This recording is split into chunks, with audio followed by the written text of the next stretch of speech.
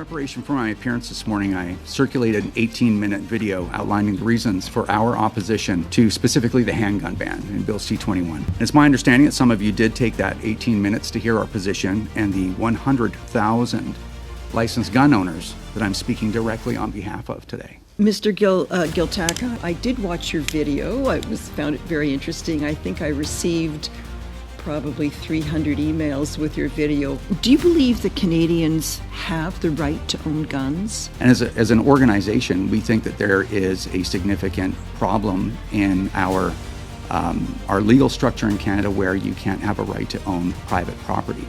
So that's where we really focus. Clubs across the country rely on handgun owners and owners of AR-15s and other restricted rifles as compulsory members of these clubs to keep them alive. That's where their main income comes from. Have the RCMP, the Firearms program, the Liberals, the NDP, the Bloc, have any of these people shown us any evidence that criminals won't be able to replace that 3% of handguns that they're apparently getting from the legal market?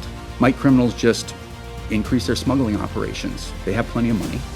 Are they just going to fly more handguns across the border on drones? They've been doing that lately. Will they ramp up their manufacturing operations? That is literally easy for them to do. What assurances has the government or the RCMP given us that these criminals cannot make up that 3% any other way?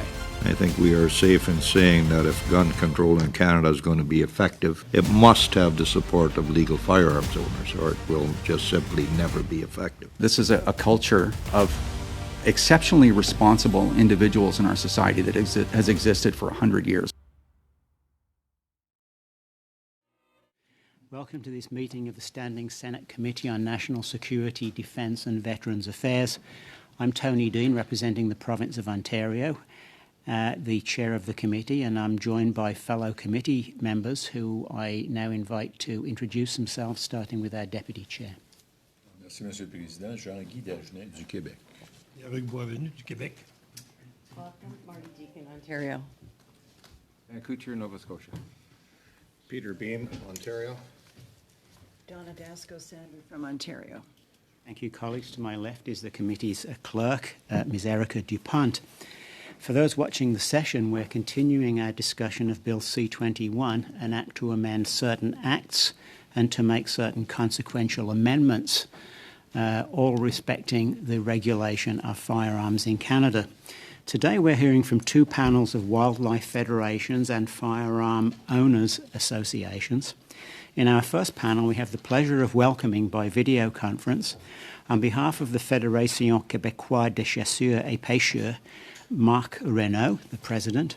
On behalf of the Saskatchewan Wildlife Federation, Gil White, Recreational Firearm Community Chairperson, and on behalf of Yukon Fish and Game Association, Mr. Eric Schroff, Executive Director.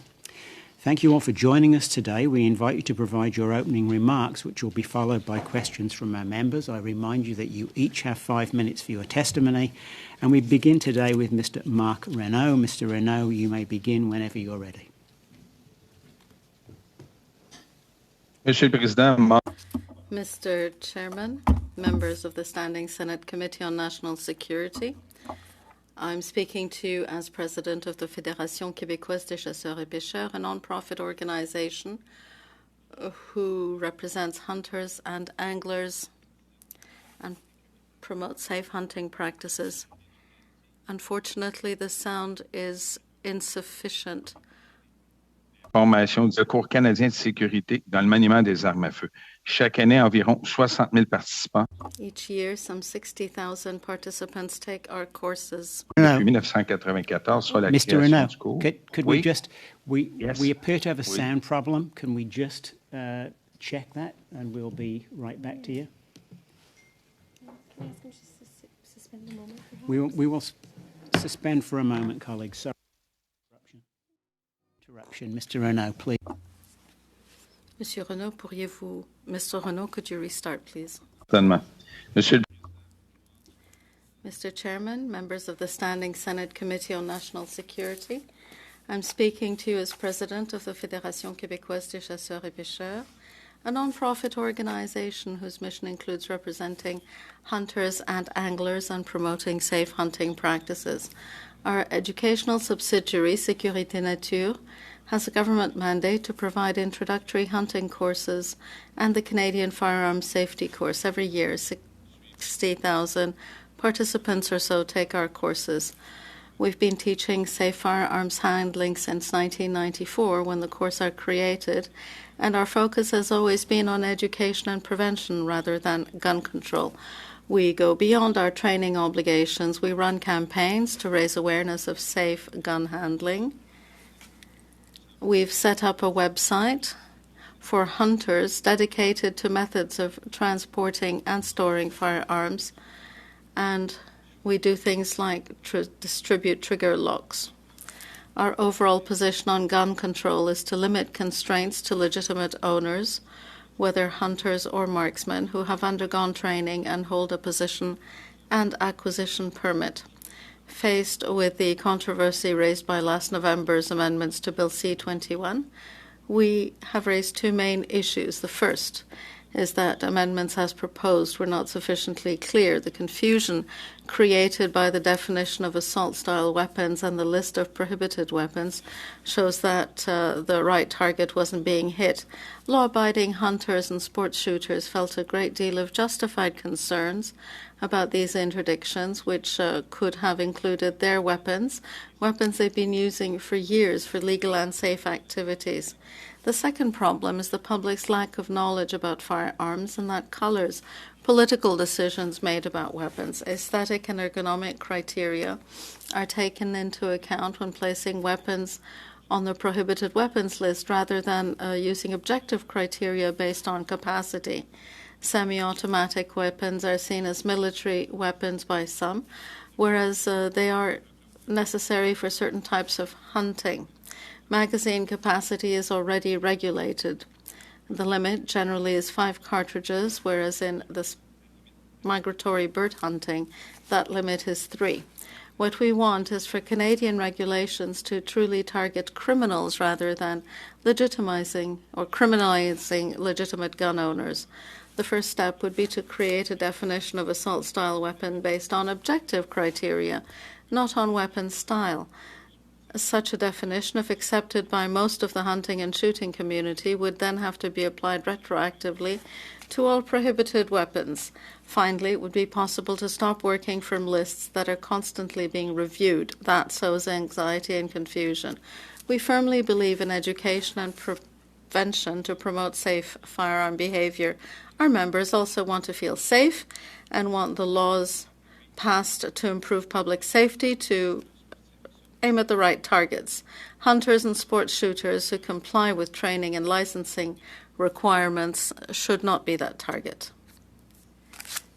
Thank you, Mr. Renaud. Mr. Gilbert White. Good morning, Mr. Chair and honorable senators. Thank you for the opportunity and privilege to address this committee and present the concerns of the organizations I am associated with regards to Bill C-21. My heritage is and continues to be one of hunting, trapping, sport shooting, and angling. The first firearm I owned at 9 years old was a bolt-action .303 British jungle carbine, which I still have, and I'm somewhat concerned of it being confiscated in the future because it's a carbine, a short rifle. As a veteran, I'm most concerned that little by little, the freedoms our veterans have fought for are being legislated away while failing to address the real problem of crime, mental health, poverty, illegal firearms, and gangs. The Saskatchewan Wildlife Federation is a non-profit, non-government charitable organization with over 33,000 members in 123 branches across Saskatchewan, representing every walk of life. Through various educational programs, fisheries enhancement projects, and land acquisitions through the Habitat Trust Fund, the Saskatchewan Wildlife Federation has enhanced fish and wildlife habitat since 1929 and has become a recognized national leader in the conservation field. As a Saskatchewan Wildlife Federation member, past director, and chairman of the recreational firearm community, we are concerned that C-21, if enacted in its current form, will have a detrimental impact not only on shooting sports, but also on wildlife organizations, hunters, and wildlife itself. Wildlife branches within the province of Saskatchewan and across Canada provide a variety of community services, including scout, guide, school, and youth programs, which may include firearm and safety training.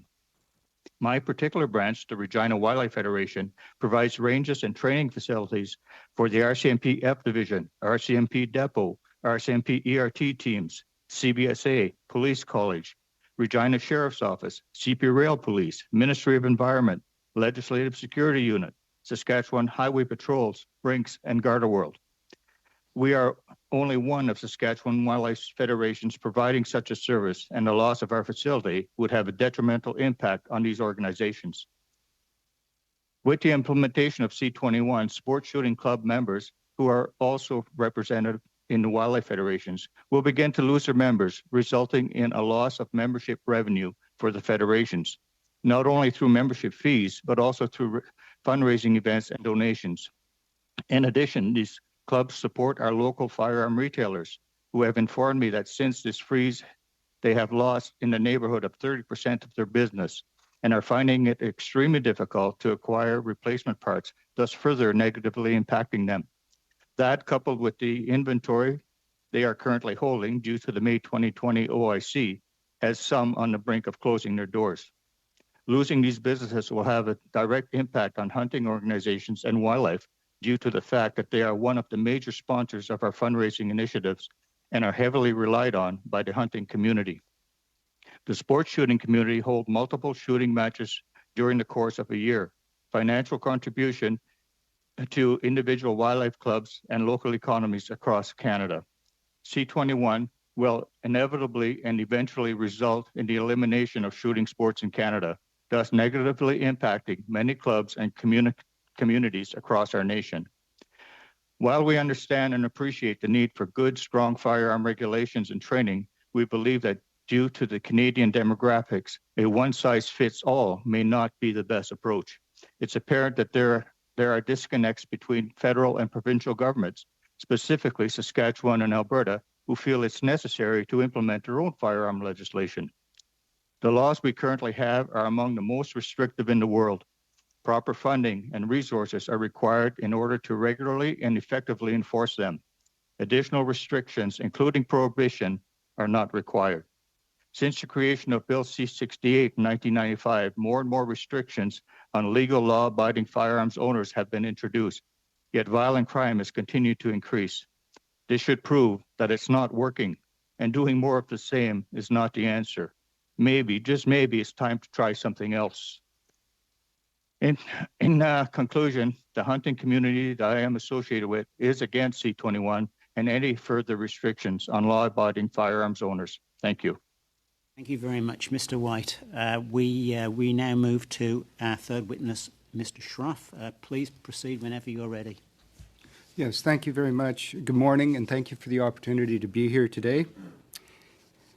We feel that many Canadians have little or no knowledge of the realities of rural and northern lifestyles and the importance of firearms. Firearms which are used for hunting, subsistence harvesting, and personal safety in wilderness situations. The implications of Bill C-21 may seem to be of little consequence to many Canadians, and so just become part of the legislative wallpaper. To those of us who live in rural and northern environments, the measures and approach within the bill are destructive to our way of life and may severely impact our abilities to sustain ourselves in our rural and wilderness settings. We wonder how the architects of this bill got so far down the wrong path. Where is there any significant and meaningful commitment to the implementation of a public health approach to dealing with violence in our communities? The Mass Casualty Commission report recommendations are very clear in identifying the need for more mental wellness support, access to assistance and education, and structural changes in the way violence is addressed from a public and personal health perspective. Violence of all kinds, including stabbings, vehicular homicide, use of syringes to threaten and harm, and airplanes, as were used in 9/11, needs to be addressed effectively in our society to truly make Canada a safer place.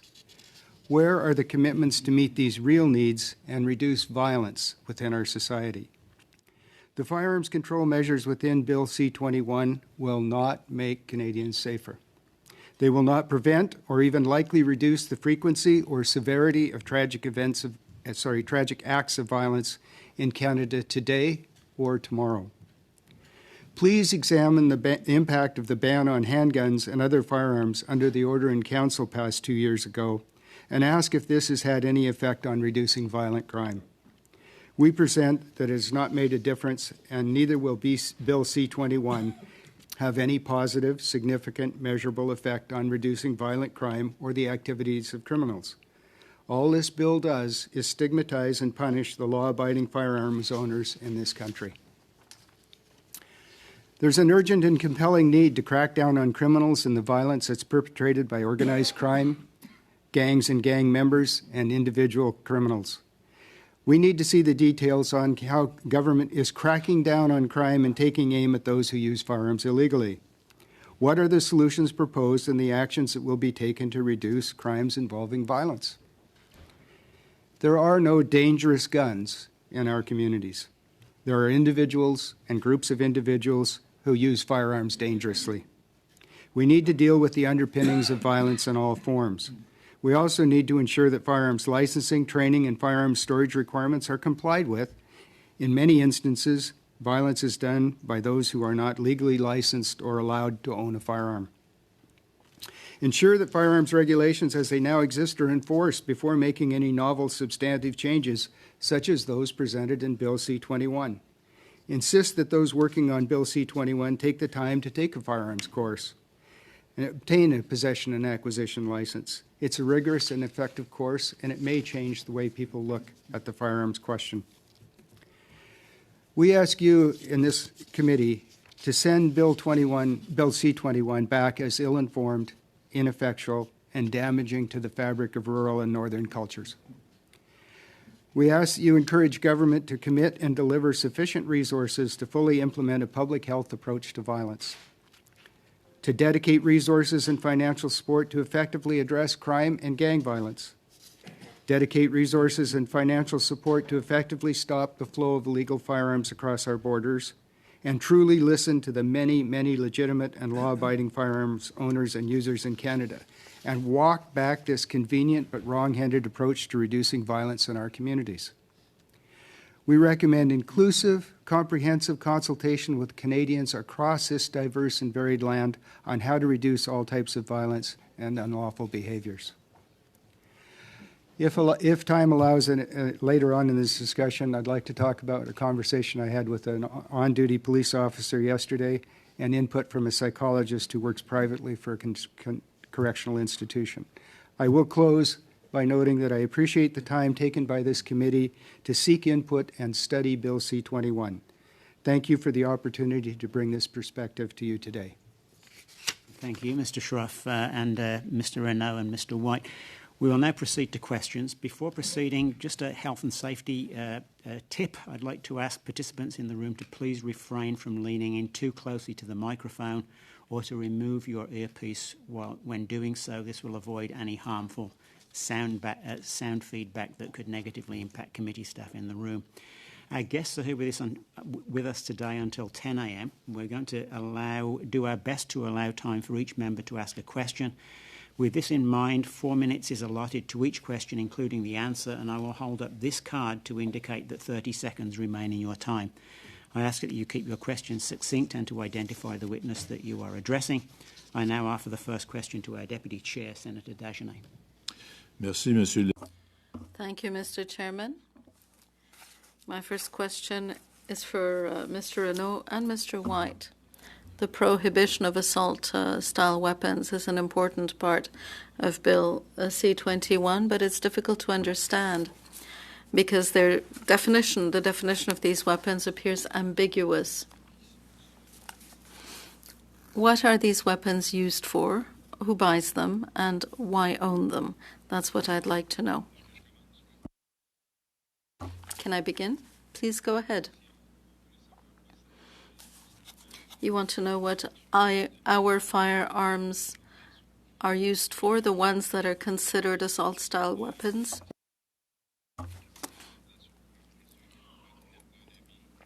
They've been classified as assault weapons for reasons of ergonomics. They're semi-automatic weapons, and they're used in hunting migratory birds.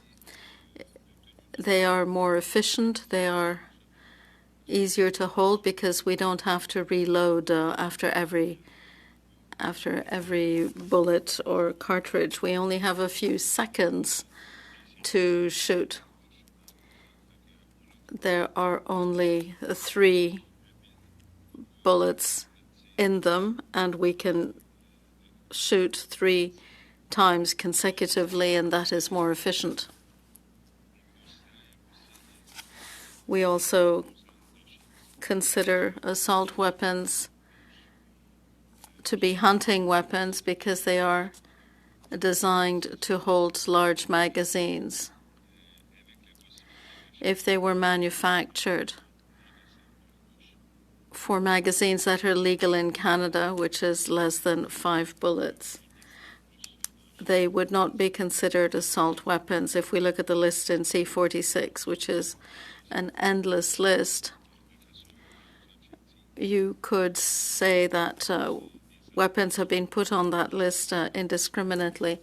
We are not using assault weapons. We are using hunting weapons. For the same question, Mr. White. Mr. White? No, thank you for your question, Senator. First of all, assault style. Style is something my wife wears. You know, she might be stylish one day and not the next. Style is nothing more than an appearance. We need to focus on the action of the firearms. That being said, there are reasons to have semi-automatic firearms. And in my opinion, a semi-automatic firearm is not an assault firearm. An assault firearm is a full automatic firearm, is a rocket launcher, which have been prohibited in Canada for decades. A semi-automatic rifle, I use some in my trap line. I mean, I could be attacked by wolves, I could be attacked by bears when I'm out there. And if you ever watched the hunting of a wild boar, you would definitely understand why somebody would want a semi-automatic rifle. They charge you and they will kill you, no doubt. Second round. I have a time for another question. I think we'll put you on for second round. Thank you. Second. We now go to Senator Kutcher, to be followed by Senators Boisvenu, Plett, Deacon, Ontario, and Dasko. Senator Kutcher. Thank you, Chair, and thanks to the witnesses for your testimony and for raising some very important issues related to this bill.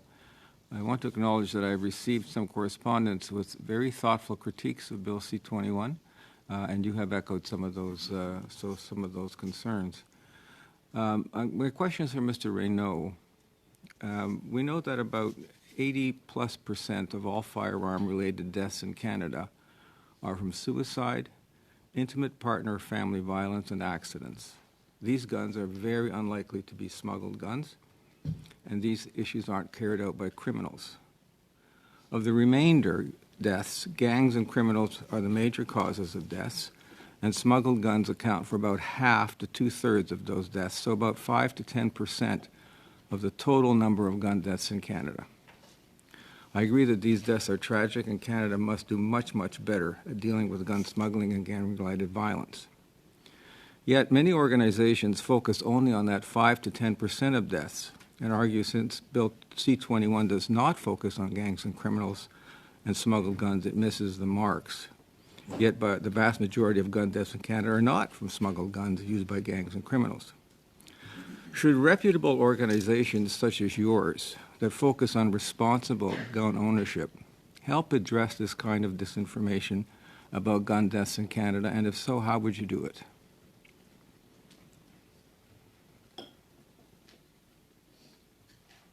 Where's the question going to? Mr. Renaud. Mr. Renaud.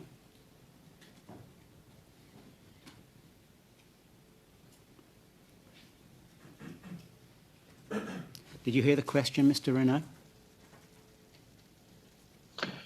Oui, okay, j'avais... Right, I hadn't understood that the question was to me specifically. If I understand correctly, what do we do to get rid of gangs? Well, instead of investing large amounts of money in a bill, are you hearing me?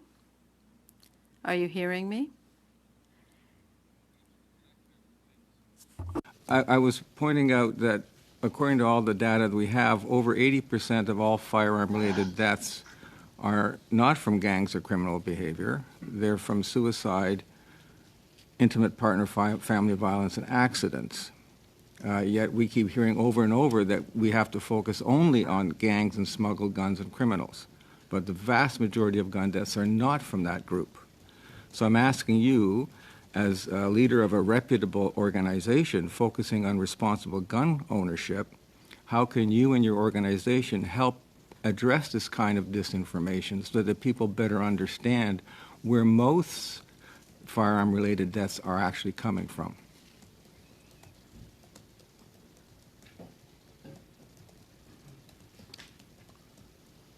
Il y a des organismes.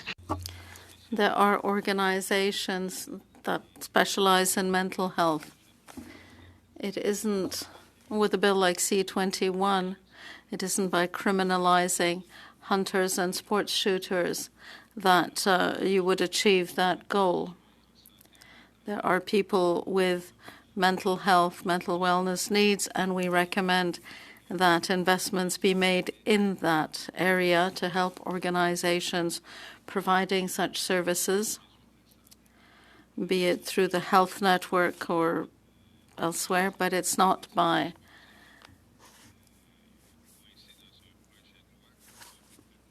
binding hunters and sports shooters with this bill that you will achieve your goal of helping people in psychological distress. When you commit suicide, it's not because you have a hunting weapon that you'll commit suicide. There are many other factors involved. So what's needed is psychological help, mental health help. There are organizations well able to do that work, and they need to be supported. I will note that I added some time given the need for clarity, so thank you for the response. We now go to Senator Boisvenu. Thank you, Mr. Chairman. I have two questions. First of all, I thank the witnesses for being here. My first question, and please answer yes or no. The minister declared before this committee, and I quote, "We have had conversations with organizations from the First Nations, Inuit people, rural communities, northern communities, victims groups, sports shooters across Canada to see what their viewpoints are to make sure that we can respect their traditions and way of life." Those consultations have made it possible for us to move forward. So to all three witnesses, were you indeed consulted? Our organization received a visit from the minister, yes. Thank you. Yes, we received a visit after the amendments were made in November of last year, but we did not receive a visit after those amendments were dropped and changes were made to the bill. Mr. White? The Saskatchewan Wildlife Federation was not consulted. My second question. Were the recommendations you made taken into account, Mr. Renaud?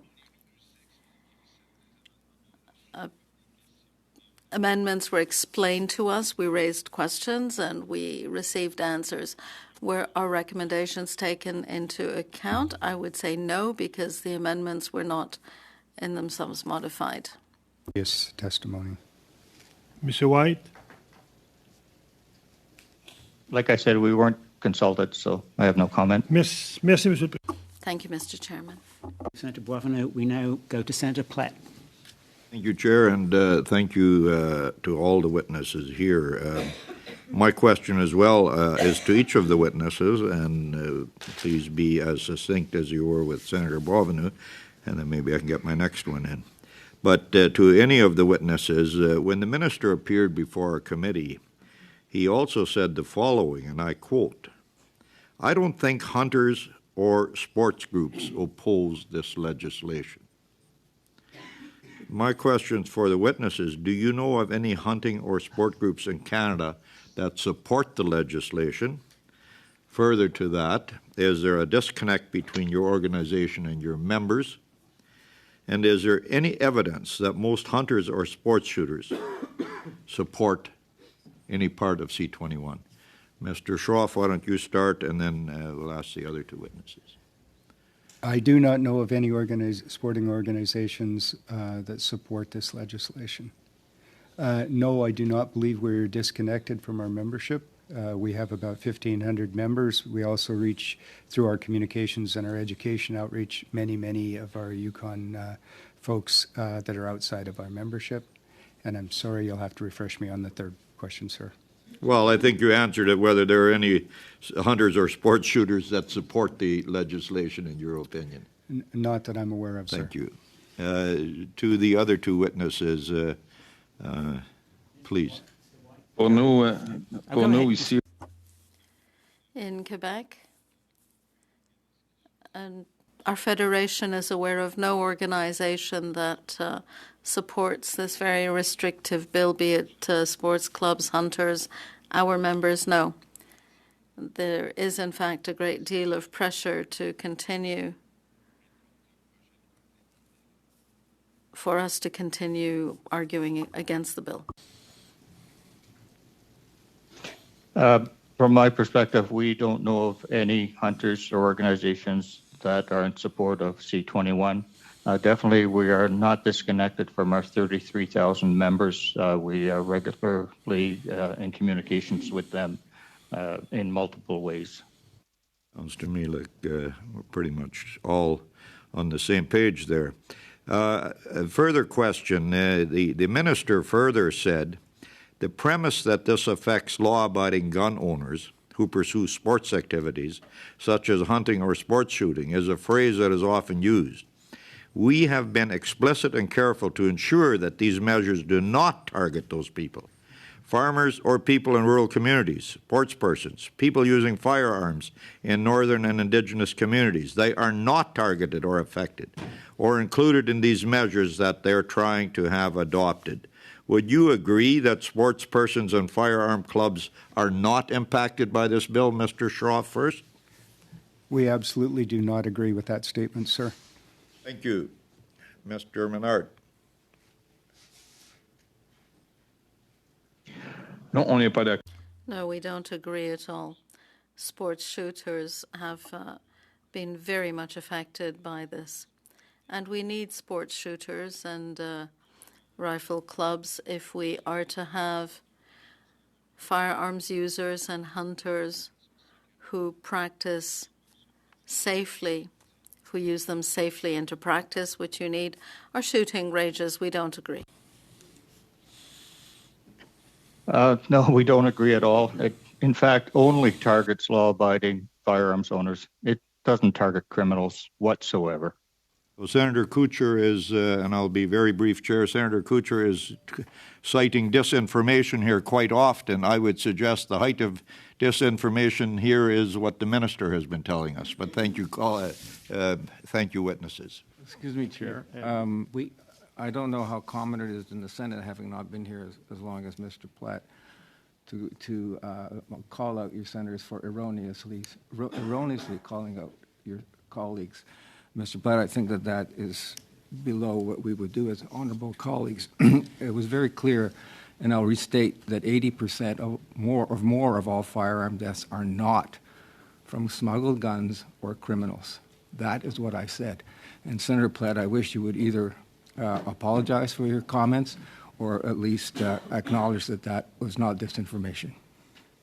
Well, first of all, I will apologize only if I have hurt your feelings, but I was not referring necessarily to today. The other day, you very clearly, Senator, talked about disinformation, and I think if we check Hansard, check the records that will be there. I did not imply that you were wrong. I simply implied that you had referred to disinformation. That's all I did. And so let the record show I did not accuse you, sir, of anything. But if you took that wrong, for that I do apologize. Well, thank you very much for that apology, Senator Plett. Senator Kutcher, we have to get back to our witnesses. I don't want to take any more witness time. Senator Deacon, Ontario. Thank you. And thank you for the three of you for being here. I'm going to direct this question initially to Mr. White, but offer of time for others to respond. Mr. White, you're quoted like many others as saying this legislation targets legal gun owners. And at the outset of these hearings, and after reading 1,100 letters and responding to many very, very good letters, this argument is shifting a little bit for me. I'm thinking about some of the comments you made this morning, that were made this morning by several, of why some of the banned weapons are needed by hunters. And you had some very specific examples this morning with boar and eagle. I'm also trying to balance that ergonomic benefit of those guns on the same guns that can kill a good number of people in a short amount of time. So laws become trade-offs of risk and harms, and many would argue that the risk these weapons pose to people may outweigh the benefit and I'm not disputing or disrespecting the importance of hunting, but may outweigh the benefit of that particular gun. And I'm just wondering where you think that proper balance needs to be. First, Mr. White. Well, first of all, they're not a weapon until they're used as a weapon. Until then, they're a firearm. And we all seem to focus on the firearm in any crisis. We never seem to focus on the person behind the firearm or what's brought them to that point in their life. I would definitely like to see that focus changed. I also own a couple of handguns that I purchased when I worked for Garda-World. And I purchased them because I wanted to get proficient at using them, because Garda-World as a company only allowed me to go to the range once a year. And here I am walking around in high schools, behind airport security, in banks, wherever, all over in public areas carrying this firearm. I wanted to be proficient at it. So I bought a couple so I could go to the range and practice on my own time. Those firearms right now are worthless because they're in my safe. I can still use them, yeah, but they're in my safe, and eventually will probably be destroyed unless there's some financial gain when I pass away due to the recent Saskatchewan firearm legislation. But until that happens, I really don't know. I'm just wondering at this moment if I could ask the other two guests to comment on that balance. Yes. Of course, all legislation is a balancing act in some way or form, and it's a challenge. I think the biggest thing for us is that we need to look at Canada as a whole when we're talking about legislation and the effects upon people within Canada, and ask ourselves, if we apply this uniformly, one size fits everyone across Canada, is that the right choice? Is that going to achieve the objectives that we set out and our responsibilities to society? And I would say in this particular instance, I don't think C-21 is a balance. I really believe that we have to get to the root cause of some of these issues, as was mentioned by one of my colleagues here this morning. And what's behind the violence? What's behind the decision to take the tool, the firearm in this instance, and do something that's illegal with it?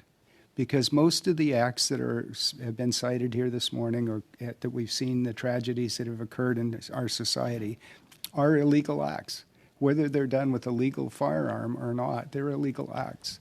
And in many cases, and I will take exception to some of the statistics that have been cited, in many instances, they're illegal firearms. Now, an illegal firearm doesn't mean that it has to be imported illegally. It can be obtained illegally. It can be used for the purpose that it was not intended. Handguns have been on the restricted list for decades and decades in Canada, and yet they still appear when crimes of violence occur. So I would say there needs to be a balance. I don't think C-21 is a balance. Thank you. Thanks very much. We're over time, I'm afraid. So we go next to Senator Dasko, to be followed by Senator Cardozo. Thank you, Chair, and thank you to our witnesses for being here today. My question is, I guess, directed at Mr. Schroff and also the others. I would like to dig a little deeper into the question of what C21 says about hunting. Now, when I read C21, I don't see any measure in C21 that affects hunters. So can you point to something in C21 that limits hunters, specifically? We know it's illegal to use handguns in hunting. Are you here to support handgun owners? I want to hear about the hunters. And exactly, if you could point to me, any of the witnesses, to where it is that hunting is affected in this bill. Thank you. Thank you very much, Senator, for the question. I cannot cite chapter and verse or page and paragraph number of Bill C-21. I apologize for that. What I can say is that the measures included in Bill C-21 will place some firearms that are used by the hunting community onto a prohibited or restricted list. So that is a direct effect on the opportunity and ability of hunters to conduct that activity. Also, I will say from our northern perspective, we have many trappers in our communities, and we have many people that are subsistence hunters in our communities. And those groups as well will be adversely affected by the implementation of Bill C-21 as it exists today. Is that they're hunters? It's illegal to use handguns. What is it? How is it that they're impacted? Some of the firearms that are listed, that are encompassed within the bill, are currently being used for hunting, and those firearms will no longer be allowed to be used for hunting. So that is a direct effect. And there's also a number of people in northern and rural Canada use some of the firearms that are currently captured in the definition, or the definition in Bill C-21 of assault-style weapons. Those are actually and actively being used for hunting with appropriate-sized magazines that are legal in Canada today. May I ask this question of the other witnesses? Can you point to anything in C-21 that limits hunters, please? Okay, si vous me permettez, Madame Marc. If I may, when we look at the definition proposed in G4 that focuses on semi-automatic weapons, we don't use automatic weapons in hunting, but semi-automatic weapons, which are designed to accept magazines. Manufacturers often designate such guns for other parts of the world where they can use larger magazines. Here in Canada, a magazine has a capacity of 5 charges.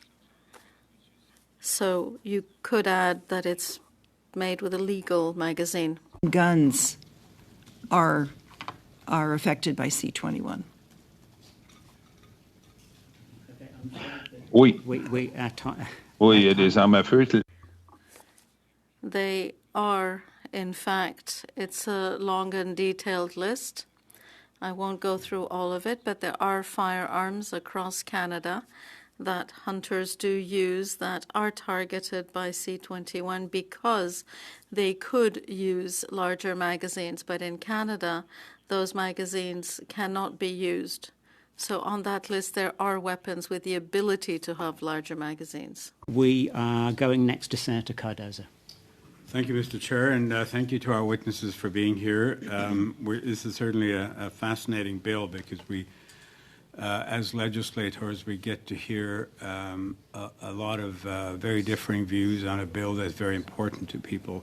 I want to pursue the discussion that Senator Deacon started a few minutes ago in terms of balance.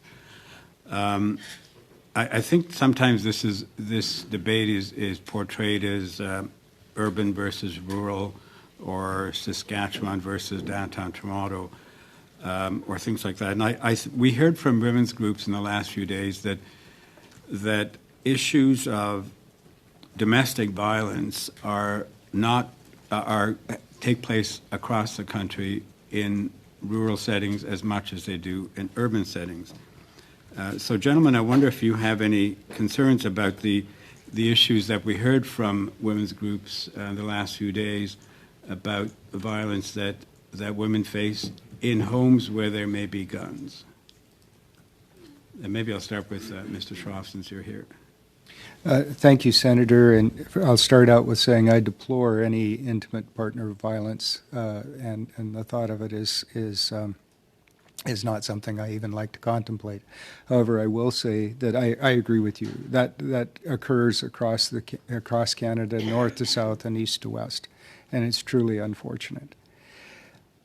Our premise is based on let's talk about violence. Let's talk about what the root cause of violence is. Let's talk about the need for mental wellness support, the need for family counseling support, the need for follow-up when issues have been identified. We're not seeing investments in those areas, and we're not seeing attention being directed to them. It's directed at the tools. When really we need to have places where people can go to get help. We need to have that help follow through when there's issues identified, and we need to, if necessary, and the legislation exists today, if there's a real or perceived threat to someone, to an individual or a group of individuals, firearms can be confiscated. So we need to see, to take firearms out of the home where potentially a domestic dispute may occur. And we need to follow up, and we need to do those things. And it's a real challenge to take that sort of approach and look at it and say, have we done the right thing? Have we helped minimize domestic violence, and have we helped reduce the effects of that violence? It's a lot easier to take aim at firearms and say, we're going to take firearms off the street and out of the gun cabinets. And look, we've got 150,000 firearms that we have confiscated or bought back, or whatever the term is. That's a good scorecard, but it's not necessarily going to make one person safer. But if we can get proper counseling and support and access to the resources needed to reduce violence, we can make a real difference. What are your thoughts about the red flag provisions in the bill? I'm sorry. What are your thoughts about the red flag provisions in the bill in terms of removing guns from a home where there is the potential of domestic violence?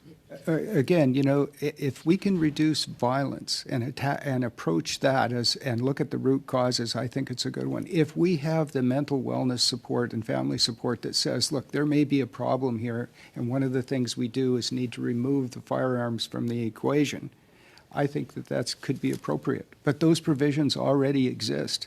And they exist in the licensing requirement when you get a possession and acquisition license. When you apply, there's an opportunity for your spouse to make a comment about whether he or she feels that it's appropriate for the individual to own firearms or have a license. So the opportunities exist already to do that. We just don't have those mental wellness supports to the level that we need to have them. They're hard in rural areas to have those supports. Thank you, Senator Cardozo, and thank you to our witness.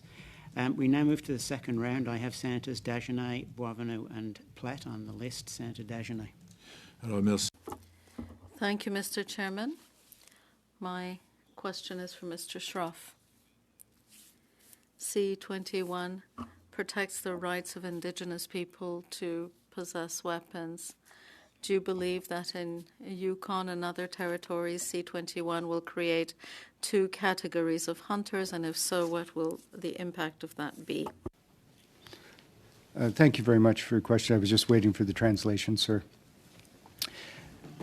I believe it sets up a dichotomy that doesn't need to exist. There are differences already between the hunting that's associated with Indigenous and non-Indigenous people, mainly based, and I'm speaking from Yukon, around sustenance hunting, which is allowed year-round for First Nations or Indigenous people, whereas the non-Indigenous licensed hunters have specific hunting seasons. But to make a differentiation based on access to a class or a type of firearm is unnecessary, and I don't believe it will help move the safety of the public and Canadians forward in one bit. Merci, Monsieur Schroff. Merci, Monsieur le Président. Thank you, Mr. Schroff and Mr. Chairman. Merci beaucoup, Monsieur le Président. Thank you, Mr. Chairman. My question is for Mr. Renaud. so that you can complete your explanation. You were talking about weapons that will now be prohibited because they can accept magazines that are larger. But those magazines, you're saying, are already regulated in Canada. You can't have more than 5 bullets. But because the weapon is made in the United States and can accept magazines holding more than 5 bullets, C-21 prohibits them, right? Exactly. You've put it very well. Canadian law is very clear. Magazines cannot hold more than 5 bullets.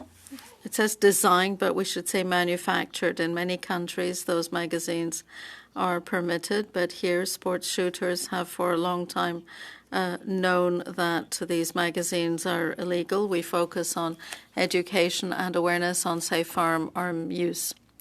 If the weapon was made in Canada and could not accept a magazine that could hold more than 5 bullets, it would be legal. Well, with the bill as it's currently written, regardless of where it is manufactured, if it could not accept magazines of more than, if it could not in itself accept more than 5 bullets, it would be fine. But because it can accept magazines, that makes a difference. Senator Plett goes next. Thank you, Chair. I'll start with Mr. White and then maybe Mr. Schroff if there's time. Many witnesses have appeared before a committee this past week have been supportive of a ban on assault weapons. But it is the definition of that that is in large part the problem. In Canada, as you know, we have many semi-automatic rifles that are used for hunting. It's already Mr. White suggested when he hunts wild boar, for example. Certainly well over 1 million semi-automatic rifles in legal hands, and they are non-restricted firearms. How does one pick and choose some of these guns and classify them as assault weapons, but leave in circulation likely non-restricted semi-automatic firearms that may shoot exactly the same ammunition and claim that some of these guns are safer than others? I would like your thoughts on how doing that makes Canadians any safer. Mr. White briefly, and then Mr. Schroff. I don't believe it actually makes Canadians any safer because, again, we're focusing on the firearm and not the person behind it. You know, there are several semi-automatic rifles and of different calibers, and you know, I might have a semi-automatic 22 or semi-automatic SKS, let's say. You know, and depending on what I'm hunting will depend on the rifle I choose to go and hunt that. You know, hunting itself, I think, is being affected by C-21 because of the restrictions put on sports shooters.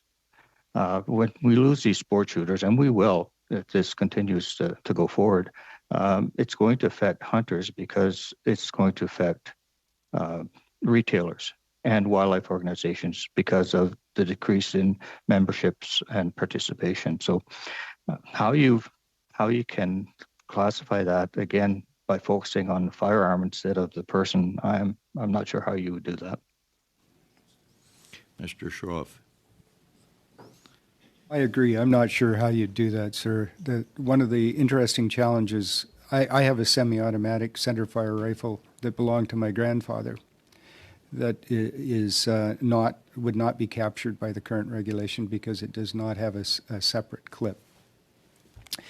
That firearm went to my father, went to my sister, and I ended up with it. And it's a perfectly valid hunting firearm. It's ideally suited for things like the wild boar or charging bison or a grizzly bear that's intent on doing you grievous bodily harm. I think one of the challenges that we have here as a society is the idea that there are assault-style rifles, which in many people's view, I think, are black rifles. The rifles that come out that don't have wood stocks, that are shorter barrel lengths, still within the legal barrel lengths for non-restricted firearms in Canada. And some of those have shown up as weapons that were used in crimes or in inflicting bodily harm on people. I think we really need to have a look at it and say which weapons or which firearms are suitable for hunting, and most or all of them are.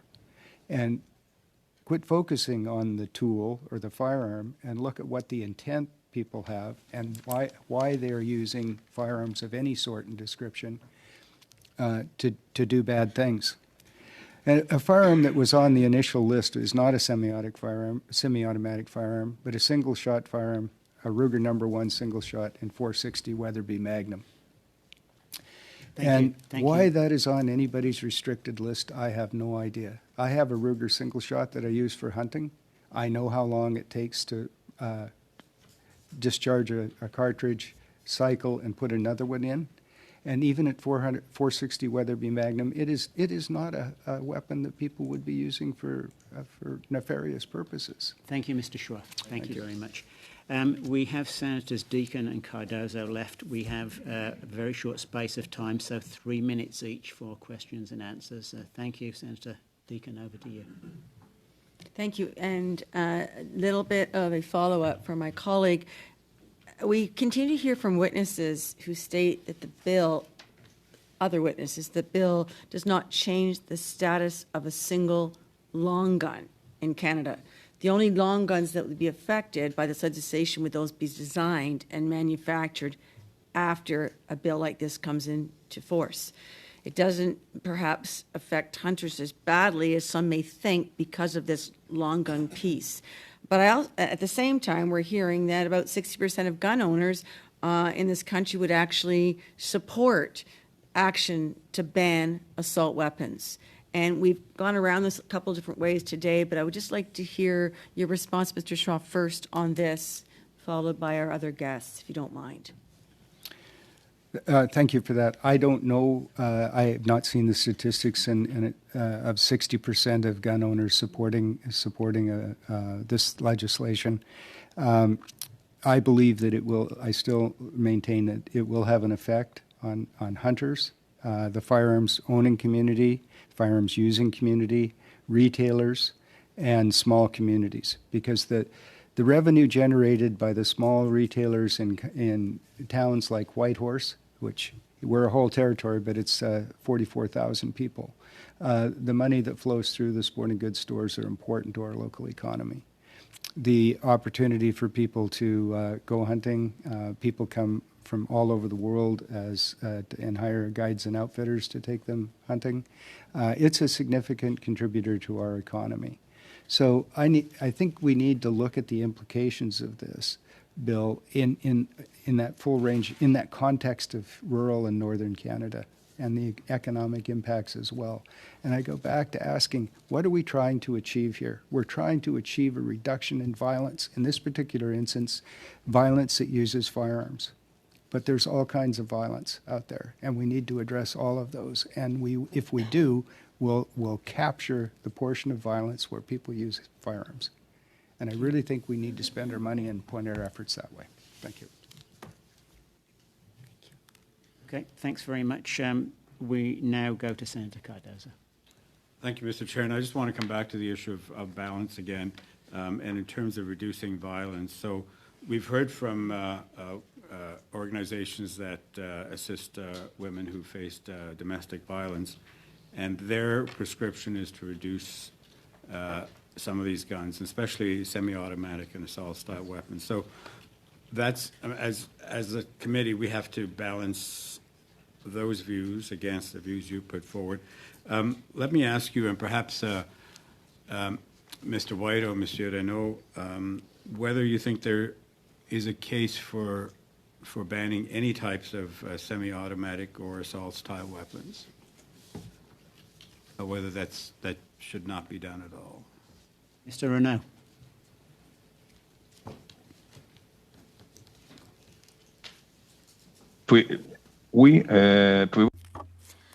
Could you please repeat your question more clearly? Or banning any types of semi-automatic or assault-style weapons? Non, aucunement. No, none. When it comes to domestic violence, These are people who need different kinds of support. Semi-automatic weapons being prohibited will not deal with the problem, because the violence that being perpetrated is by the person behind the weapon. It's not the weapon that's the problem. So providing psychological support, mental health support, assistance would do much more to deal with the problem than banning semi-automatic weapons, as with this bill. Merci. Mr. White? No, I don't think there is. And I'll go back to my opening statement where I believe that we need to regularly and effectively enforce the current rules and regulations that we already have. When it comes to domestic violence, there are already red flag laws, if you want to call them that. That exists today. A lot of it exists in our current legislation, but we're not enforcing it. Let's do that at the very least. Thank you very much. Colleagues, this brings us to the end of the panel. Yes, Senator Plett. Point of order, please, if I could. I would like to set the record straight on something that happened earlier in this committee, and it'll only take a minute. I don't know whether Senator Kutcher misunderstood the comment that I made or not. I feel that he thought I was accusing him of possibly spreading disinformation. That is certainly not what I said, and certainly it was not the intent. I was referring to his preoccupation in a couple of other committee meetings where he referred to disinformation that was being spread in his question. He wasn't accusing anybody, but he was asking a question about disinformation on October 30th, 7 times in his question, and on November 1st, twice in his question. And so my question was dealing with Senator Kutcher's preoccupation in that and not in anything he said here today. So I hope Senator Kutcher understands that and accepts that as an explanation. It was not an accusation on my part, but rather just simply referring to questions he had asked. Senator Kutcher. Could I thank Senator Plett for that clarification? I appreciate that very much. And Senator Plett, I think both of us would completely agree with each other that disinformation, whoever spreads it and wherever it comes from, is not helpful to any of us. So thank you, Senator Plett. Thank you to you both. Colleagues, we'll now suspend briefly to prepare for our next panel. We will now continue with our next panel. For those tuning into today's meeting, it explores Bill C-21, an act to amend certain acts and to make consequential amendments, all relating to the regulation of firearms. For this next hour, we have the pleasure of welcoming, on behalf of the Canadian Coalition for Firearm Rights, Rudd Giltaca, Chief Executive Officer and Executive Director. On behalf of the Canadian Sporting Arms and Ammunition Association, Wes Winkel, the President, and on behalf of the National Firearms Association, Rick Igercich, President. Thank you for joining us today. We now invite you to provide your opening remarks, to be followed by questions from our members. I remind you that we have 5 minutes each for your testimony, and we begin today with Mr. Rudd Giltaca. Mr. Giltaca, please proceed whenever you're ready. Thank you. Good morning, Senators. I just want to add for the record that I spent 10 years as an instructor for the RCMP Canadian Firearms Program, so that's the licensing system here in Canada. So in preparation for my appearance this morning, I circulated an 18-minute video outlining the reasons for our opposition to specifically the handgun ban in Bill C-21. And it's my understanding that some of you did take that 18 minutes to hear our position and the 100,000 licensed gun owners that I'm speaking directly on behalf of today. So last week, I heard an official from Public Safety reveal that the government carried out some kind of formal analysis that the handgun ban would effectively end private firearm ownership of handguns in Canada in around 50 years. And I guess they figured that at that point, people like me will have all died off. Our property will have been seized with no compensation. And that would be the end of people like me. And that is a targeted destruction of an entire culture involving 650,000 Canadians, including 450,000 that are actively involved in sport shooting. Now, some might wonder, how do you justify something like that? And so we heard the justification from Minister LeBlanc last week, I believe, and it was, to be honest with you, the usual rhetoric that we heard from Marco Mendicino and Bill Blair before him. And we also heard from the RCMP, and they offered gang-related firearm violence is increasing, and they chose to trace some number of guns, and some portion of those were legally imported into Canada. And of course, we heard about misinformation, a recurring theme. So I'd like to introduce some indisputable, self-evident truth to the conversation.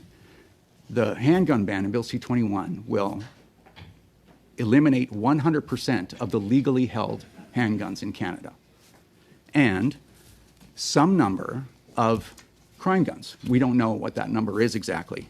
But in the case of the Toronto Police Service, Inspector Norm Proctor of their Guns and Gangs unit said that 97% of the firearms that they took from crimes, actual crime guns, and that's important, actual crime guns, came from the United States, 97%.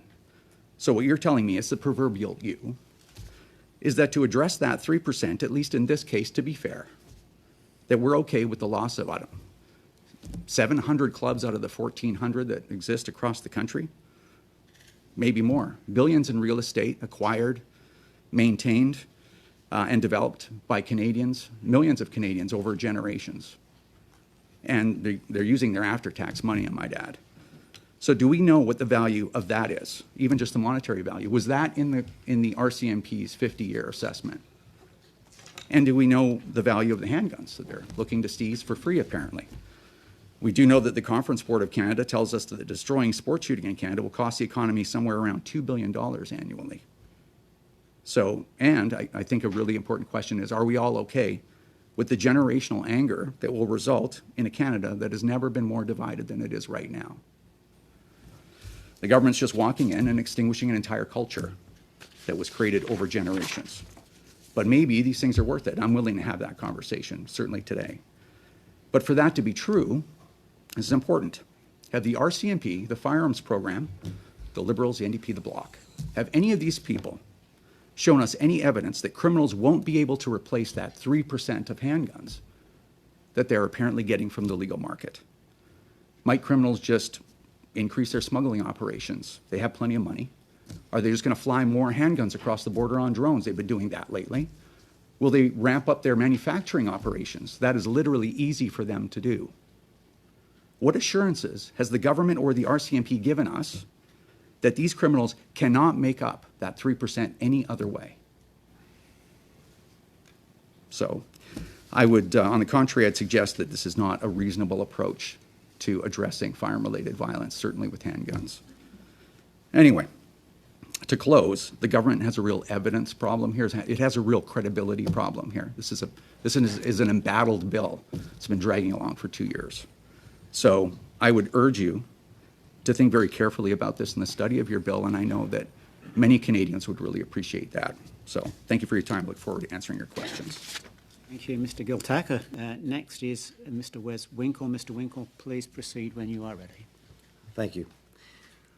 I am Wes Winkel, President of the Canadian Sporting Arms and Ammunition Association and the owner of Elwood Epps Sporting Goods. Today I come before you addressing the pressing concerns of our association and industry regarding Bill C-21.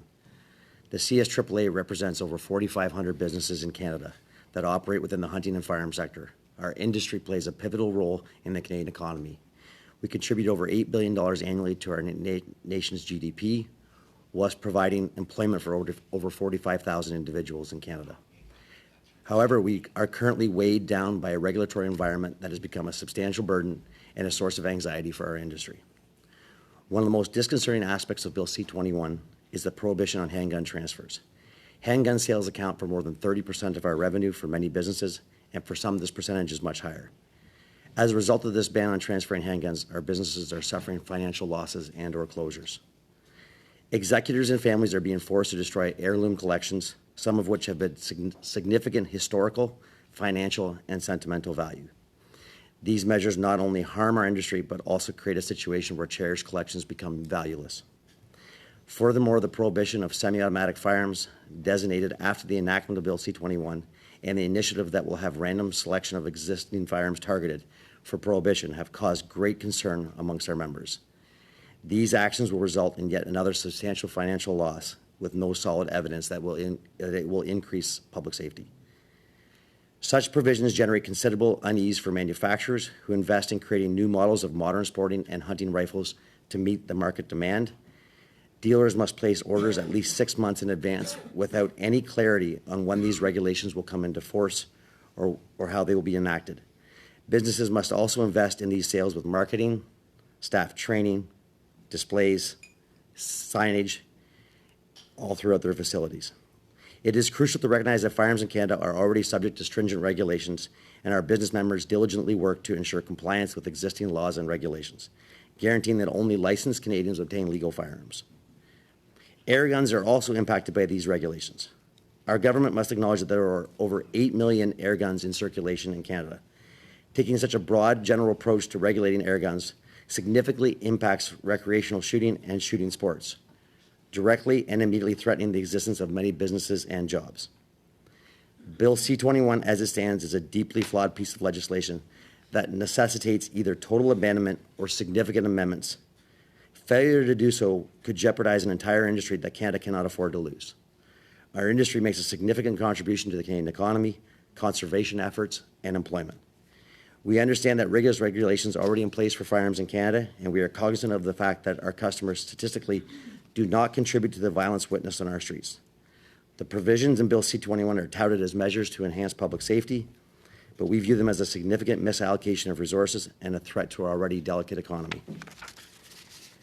We address the concerns of our industry. We urgently need an avenue to reopen for legal handgun transfers, and we must reconsider such a broad approach to future prohibitions on modern sporting and hunting rifles or semi-automatic firearms. Attention must be bolstered on policing efforts, rectifying the laws in our catch and release bail system, and fortifying our border services. In closing, I encourage the Senate to carefully consider the impact of Bill C-21 on our industry and work towards a more balanced approach for firearms regulations that prioritize public safety without crippling business and eradicating jobs. Thank you very much for your attention, and I will be available to answer any questions or concerns you may have. Thank you very much, Mr. Winkel. Finally, we go to Mr. Rick Igercich, and Mr. Igercich, please proceed when you're ready. Honourable Chair, Senators, good morning. My name is Rick Igercich. I'm the President of Canada's National Firearms Association. I'm here today representing the members of my organization and other law-abiding Canadians. I want to speak specifically about two parts of this bill: the handgun freeze that will eventually lead to confiscation of personal property. I would also like to comment on the government's creation of the Firearms Advisory Committee. I am neither an academic, nor a bureaucrat, nor a lawyer. I am simply one of the many Canadians that Bill C-21 will directly affect. As a third-generation firearms owner, I have several family heirlooms, including handguns that have been passed from my grandfather to my father and finally to me.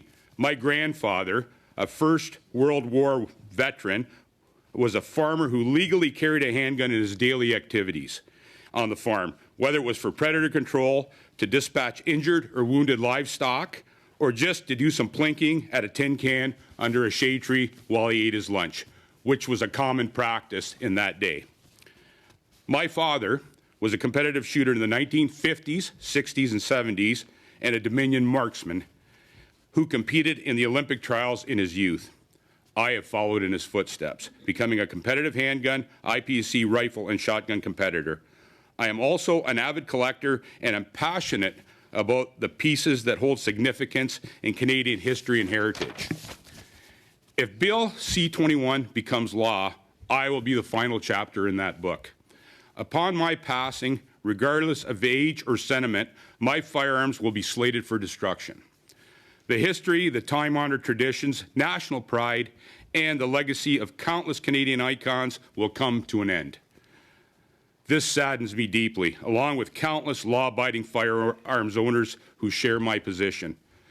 Despite proven statistics that we are one of the most vetted and law-abiding demographics in Canadian history, and our hope that the government would treat us fairly, we will unfortunately bear the brunt of these measures.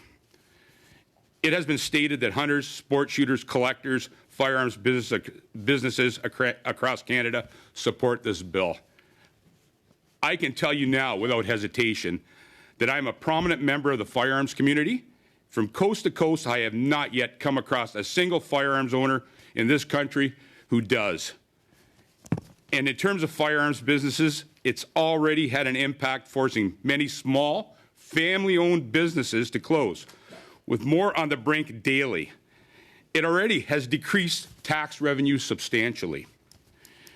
This bill essentially already has been in effect for nearly a year, and with no discernible impact on public safety whatsoever. Bill C-21 does nothing to address gangs, organized crime, or smuggled firearms. This explicitly and intentionally only targets law-abiding Canadians who have passed examinations, undergone training, and are vetted by the RCMP daily. It directly affects historians, recreational shooters, sportsmen, and future generations of Canadians who will no longer be able to participate in this part of our Canadian heritage. Collectors, Indigenous hunters, and Olympians are not the societal problem. Our time-honored tradition of marksmen will never represent our country again internationally. The statistics are clear and undeniable. Handgun crime involving legally possessed, registered handguns is less than 1%. These numbers have been proven to be skewed with statistics in Canada, including adding air guns, replica firearms, power tools, and in some instances, even written threats being added to the official definition of a crime gun, causing data to be significantly higher. The formation of a Firearms Advisory Committee allows a small, one-sided group of individuals to form opinions and make decisions without review or due process. This leaves new legislation open for the government to continue to ban and all firearms at will, and will continue to make law-abiding Canadians criminals overnight with a stroke of a pen. That is the very definition of government overreach. This committee has questioned witnesses as to how they would improve this bill. We must shift our focus from law-abiding Canadians to where the problem truly lies. The government must focus on organized crime, smuggled and illegally manufactured ghost guns if they hope to make any impact at all. Its goal is far from the actual problems in Canadian society, where the actual problems in Canadian society lie. The bill simply erodes our trust in the government and punishes a community of proud, law-abiding Canadians. If this bill becomes law and all the historical pieces, heirlooms, and sport pistols are destroyed forever, and with no discernible change in public safety, you can all come back to the table and try another approach. But the irreversible damage to our community will have already been done. Thank you, and I will be happy to answer your questions. Thank you, Mr. Igercich.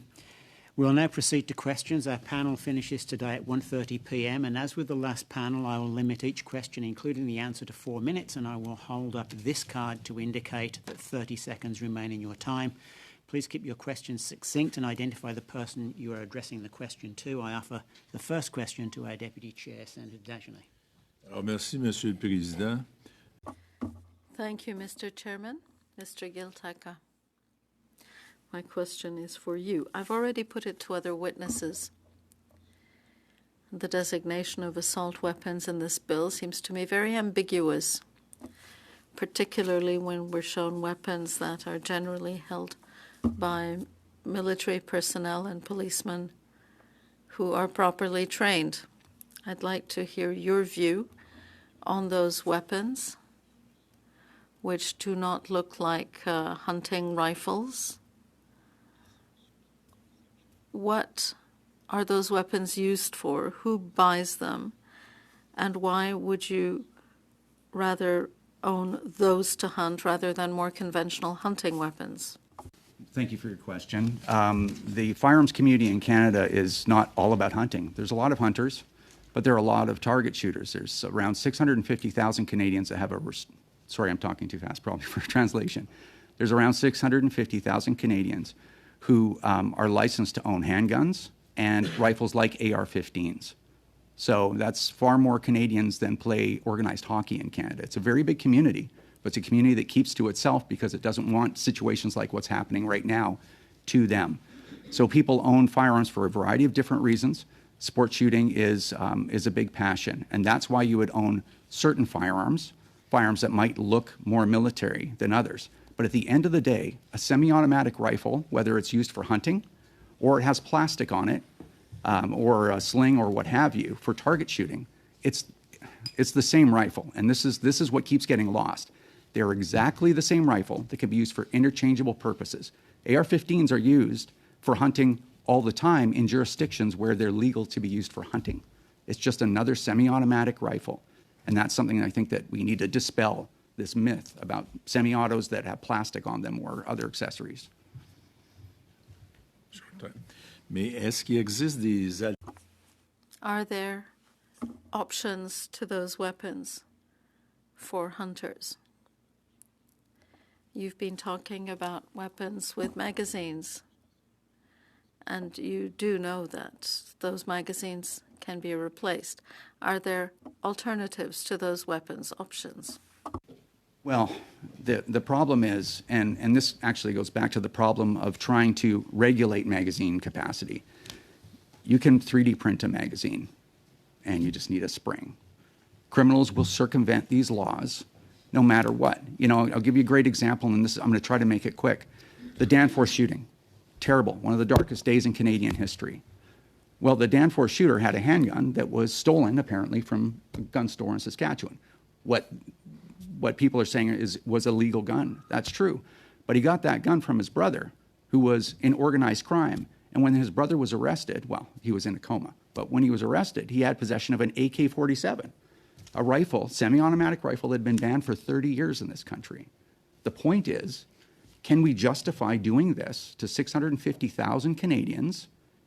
And what public safety benefit are we at least likely to get out of it? That's the real argument, in my opinion. Merci, Monsieur le Président. Thank you. Thank you, Mr. Chairman. Clarification, while I'd love to be here with you until 1:30, we in fact do finish at 11 a.m. this morning. So the next question goes to Senator Cardozo, to be followed by Senators Kutcher, Boisvenu, Plett, Saint-Germain, Boehm, Dasko and Pate. Senator Cardozo. Thank you, Mr. Chair and gentlemen. Thank you for coming here today. And some of you have had the chance to follow our hearings. We appreciate that. My sense is your three organizations are perhaps the three most preeminent organizations in the field of firearms rights and sports arms and ammunition associations. So you've been working on these issues for many years, so we thank you for coming here today. Could you give me a sense of the similarities and differences between the three organizations in terms of what your focus is, and are some of the members the same? Do you focus on different members? And my sense is certainly Canadian sporting, you would be more sporting organized, but I wonder if you could just give us a little bit of background on how you're similar and how you're different. I can start that answer. Thank you for the question, Senator. Our two organizations are aligned and moving in the same direction as far as firearms go. Mr. Winkel's organization, my organization, and Mr. Giltaca's organizations are end user groups. Mr. Winkel's group is an industry group. That's where the difference lies. But I think as far as our organizations, we're moving in the same direction and have the same thoughts and have the same aspirations for our organization. So could you just clarify industry versus end user? Who are we talking about there? Is that producers and purchasers? The CCFR and the NFA, we're end user groups. Our members are shooters, hunters, collectors, sport shooters. Mr. Winkel's organization represents industry, gun shops, wholesalers, retailers, etc. Anything else to add from the others? I think that Mr. Igercich explained it correctly. In our organization, it's a big tent. We have hunters, we have handgun owners, we have competitive rifle shooters, and I think the reason why we've grown dramatically is because to be able to legally own and use firearms in Canada It's been going on since before Canada was a country, and it's something that is very highly valued, and people that have firearms license are very proud of their status as trusted citizens, and they don't want to be held responsible for the acts of criminals. So that's why organizations like ours exist. So you mentioned earlier 650,000 licensed handgun owners. Would they be members of your organization, or would they be members of theirs? Well, it's not compulsory that they're members. No, It's all voluntary. And just to follow up on that, a lot of members have cross memberships. They belong to our organization, to Mr. Giltaca's organization, and also there's another smaller organization in Canada. A lot of members have memberships to all three of these organizations. And then there are provincial organizations? No, they're national organizations. But do you have provincial members? No, Canada's National Firearms Association is a national organization. All our members are spread out across the country in every province, and we have directors in every province. Okay, thanks. Mr. Winkel, did you have anything to add? Yes, all I wanted to add was that we also represent the manufacturers in Canada, and we represent people that are only employed in the industry. So the 45,000 tax-paying people that are employed and their direct livelihoods depend on this industry. To what extent are guns in Canada manufactured in Canada? We have manufactured firearms in Canada in every category, but the largest manufacturer is Savage Arms, and that's in a rural area outside of Peterborough. But that's the largest manufacturer, but we have manufacturing all across Canada. Thank you. Thanks very much. We now move to Senator Kutcher. Thank you very much, and thank you very much, gentlemen, for being here. There seems to be I have two questions, and both are for everyone. There seems to be a fair amount of confusion about this bill. I have frequently heard that Bill C-21 will take away long guns from law-abiding Canadians. Yet amendments from the House of Commons on this issue were withdrawn. Could you please clarify from us, are there any parts of this bill, to your knowledge, that would take away legally owned long guns from law-abiding Canadians? Would you like to go ahead? Who would you like to answer? All three. Yeah. Go ahead. There is amendments in this bill that do address long guns. And the Evergreen Amendment, for one, is a definition that the government put on a long gun to call it an assault-type weapon. A couple things. A firearm is not a weapon. It's only a weapon when it's used as a weapon. And the definitions and the open end of this bill, especially with the Firearms Advisory Committee, could add any firearm after the fact, and it does significantly affect some firearms that are out there at the present time.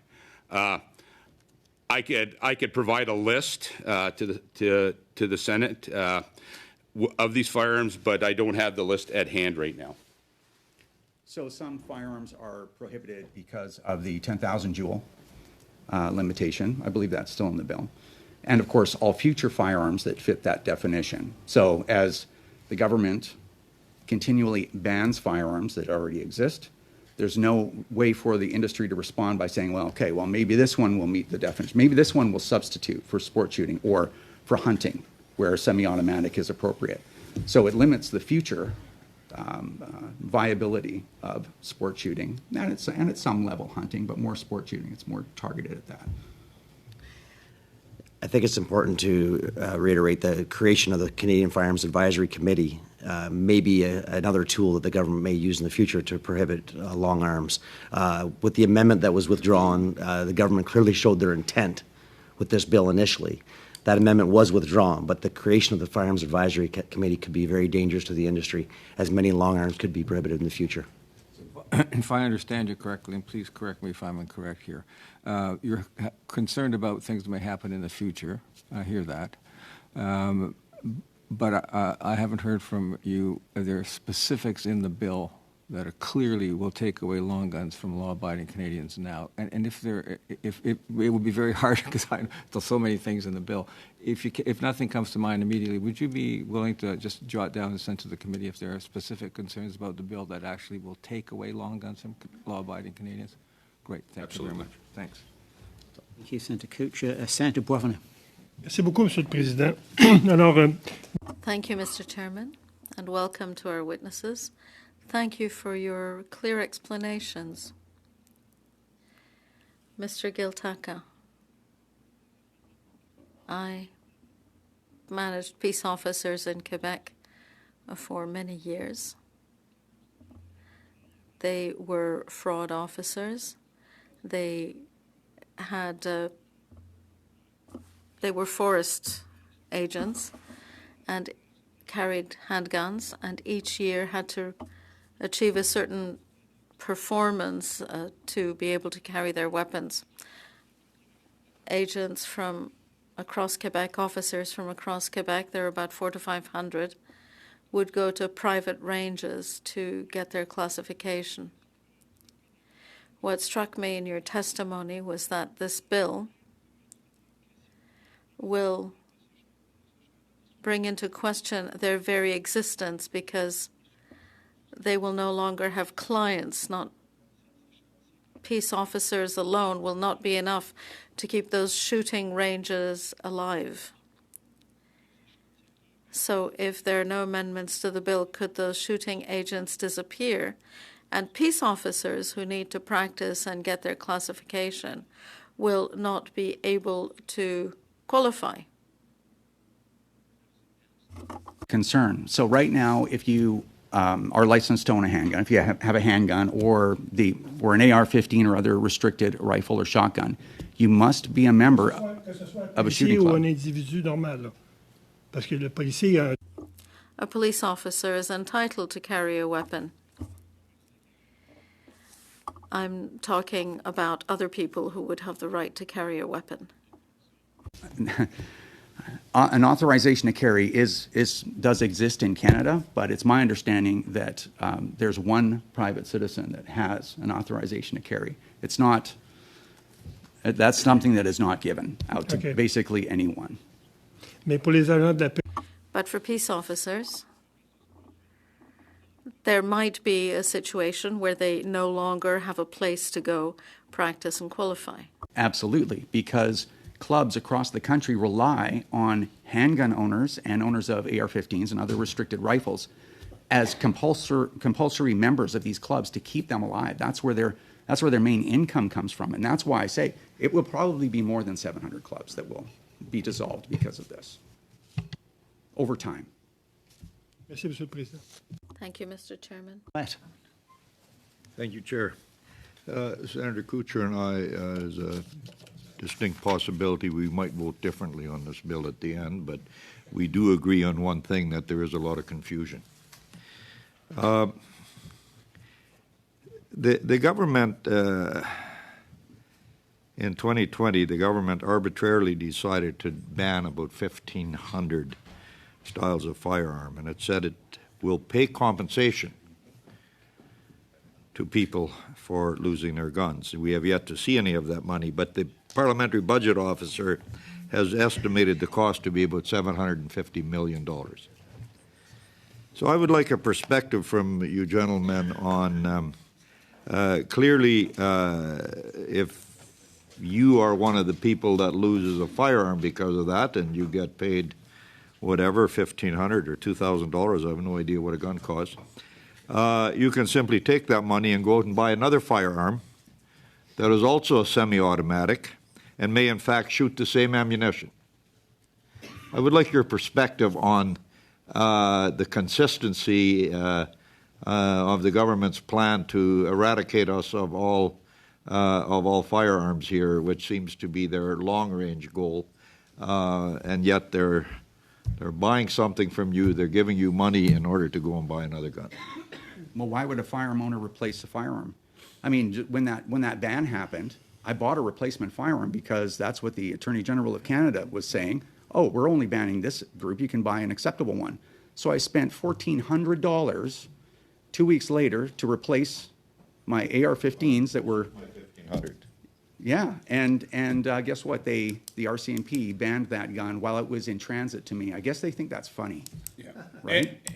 And to delve deeper into that, Senator, the fact of the matter is you can replace that firearm basically with the exact same firearm. The only difference is instead of plastic furniture, it has wood furniture on it. So you're basically replacing one firearm with the exact same firearm that looks different. And in Ms. Freeland's opinion, it doesn't look scary. That's the big difference right there. This might be good for Mr. Winkel because he's selling a lot more guns because of the bans. In theory, that's the thought process, but like Mr. Giltaca mentioned, is that there's a lot of consumer apprehension at this point that the government of Canada is going to allow them to keep any of their firearms. It's very hard for them to continue to invest money in things that continually get prohibited. And it's very hard to get our manufacturers to get on board to get compliant models designed and manufactured for our country when 6 months later a committee just goes ahead and prohibits them down the road. So yes, in theory, people would like to replace them and may be able to at that exact time. But consumers only have so much hard-earned money to spend, and they're concerned about their investment in the future. Fair enough. Very briefly, if I could, and I'm sorry for picking on Senator Kutcher here today, but it's one of those days. Senator Kutcher did quote a recent American study at a different committee meeting where he said, "We find strong, consistent evidence supporting the hypothesis that restrictive state gun policies reduce overall gun deaths, homicides committed with a gun, and suicides committed with a gun." What he didn't read from that same study is the following. Results show that background checks and waiting periods for a gun purchase are strongly associated with lower gun death rates. Background checks, prohibited possessor laws, and waiting periods are all associated with lower gun homicide rates. And background checks, waiting periods, and safety training requirements are associated with lower gun suicide rates. Can you confirm for me that Canada already has all of these controls in place, including background checks, waiting periods, prohibited possessor laws, and safety training requirements? Yes, they do. Thank you. Thank you very much, Senator Plett. We now go to Senator Saint-Germain. Merci, monsieur. Thank you, Mr. Chairman, and thank you to all three of you for your testimony, which is an enlightening point of view. My question is to Mr. Giltaca. You indicated that you had been disappointed by the lack of assurances, you used evidence in English, by the lack of tangible evidence provided by the government and the RCMP to show that with a bill of this kind, public safety would actually be enhanced. If you were the minister, or if you were responsible for the RCMP, what additional evidence could you provide realistically? What are you expecting the government and the RCMP to provide? Great question. Thank you. So I think if you want to make thoughtful policy, first you have to figure out what the problem is. The problem is violence. I mean, a good question would be to the RCMP and the government, how many licensed gun owners that possess the firearms we're all talking about are involved in violent crime at any level? That is a very easy thing for them to find out because we're tracked more than any other private citizen in the country. They would easily know that. I sat here during the hearings for Bill C-71. Nobody had that number. Today, they still don't have that number. How many licensed gun owners are accused of murder? How many of the 260 murders a year have a licensed gun owner behind that firearm? We don't have that number. So first you have to figure out who's doing the shooting. You have to figure out how they're incentivized and how you can stop them. So if it's 10% of crime is committed by licensed gun owners, I want to know that. I want to know that as a citizen. And if it is 10%, then 10% of this bill should be looking at the licensing system. And if it's 90% unlicensed people, 90% of it should be looking at the sources of violence. This is all we're asking as a group is just for a reasonable approach. Thank you. So you want more evidence-based data? Absolutely. Si je peux, Monsieur le Président. If I may, Mr. Chairman, a supplementary for Mr. Winkel. Mr. Winkel, you would like to see a more balanced approach, an approach that balances the interests and needs of the industry and the interests of public safety. You believe that the bill does not strike that balance, a balance between those 2 points of view. What would you consider satisfactory, and what would represent a better balance between the imperatives and needs of the industry and the needs of public safety, and that's above and beyond fighting organized crime. What do you believe is missing in the bill that would achieve the balance you seek? If you could, Mr. Yes, what's missing is just a strategy to deal with crime guns. What's in the bill is a strategy to destroy our industry. Our industry, like has been stated before, represents less than 3% of firearms that are used in crime in Canada. 100% of the bill attacks our industry and doesn't attack the other 97%. We need an approach that attacks crime in Canada and does not destroy the jobs of our employees. Thanks again. Thank you. Senator Boehm, over to you. Thank you very much, and I'd like to thank our witnesses for being here. Very interesting testimony. My question is for you, Mr. Giltaca. And your website prominently promotes a letter submitted to this committee by a group of academics which calls itself the Magnificent Seven. Great movie in its day, by the way. Members of which we heard from last week. So my question is really based on that letter. Regarding the provisions in C-21 on emergency prohibition orders, the letter CCFR evidently agrees with refers to these orders as redundant because law enforcement can already confiscate firearms from individuals who pose a threat, more difficult to use due to the implementation of anonymous complaints to the courts, and dangerous because of the perceived threat of abuse. Now, women's and victims groups that we've also heard from in this committee, including Police se souvient, are opposed to the ex parte provision, which would provide victims and potential victims the option to make an application to a court for an emergency weapons prohibition order because they feel it puts the onus on victims to do the job of enforcing the law. But these groups are also strongly supportive of the automatic prohibition on gun ownership for any individual subject to a protection order related to domestic violence or stalking, in addition to mandatory license revocation for anyone perpetrating domestic violence. So my question is, and in the interest of, we've all talked about balance here and trying to hear from everyone, what does the CCFR say to victims of gun violence, several of whom we've heard from, as I mentioned, and especially victims of domestic and family violence who believe that the measures in this bill, aside from the anonymous court petitions, are a step in the right direction towards protecting victims of gun violence and domestic and family violence? Well, as an organization, we don't oppose any measure that protects victims of domestic violence. It's completely unacceptable to begin with. No one's arguing against that whatsoever. I'm not an expert in protection orders or domestic violence, but we're in favor of any measure that helps protect people from domestic violence. But we also have to be cognizant. I mean, my only reservation is we have to make sure that you and I don't get into an argument someday. You make an anonymous call to I don't know where, and next thing you know, ERT is at my door, and I'm wondering what's going on, and then I don't even get to talk to a judge or whatever, and my firearms are taken, my home is searched.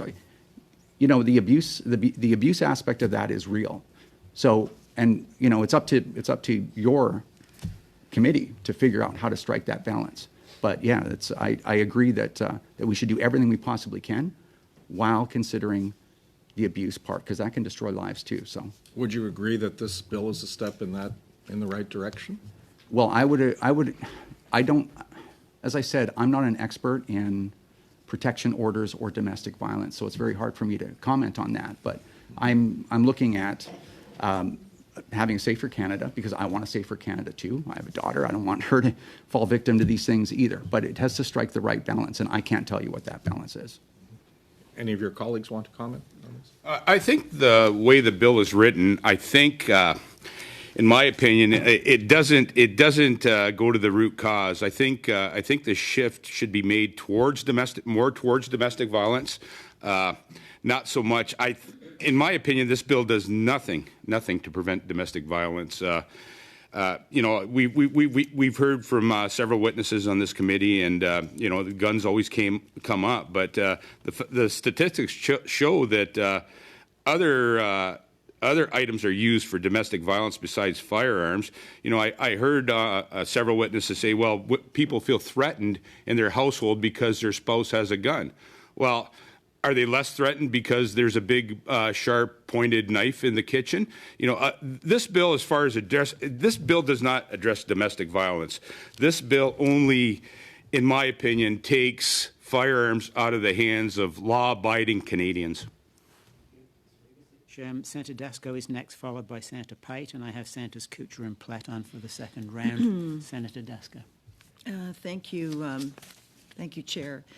Mr. Giltaca, I have a question for you. I did watch your video. I found it very interesting. I think I received probably 300 emails with your video, but I only watched it once. So I wanted to ask you about just some of the material on your website.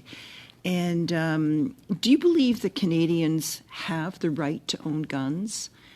And what do you have to say about the successive Supreme Court rulings that say the opposite?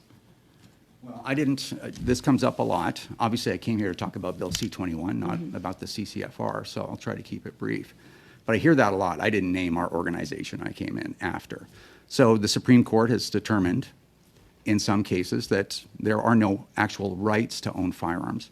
And as an organization, we think that there is a significant problem in our legal structure in Canada where you can't have a right to own private property. So that's where we really focus.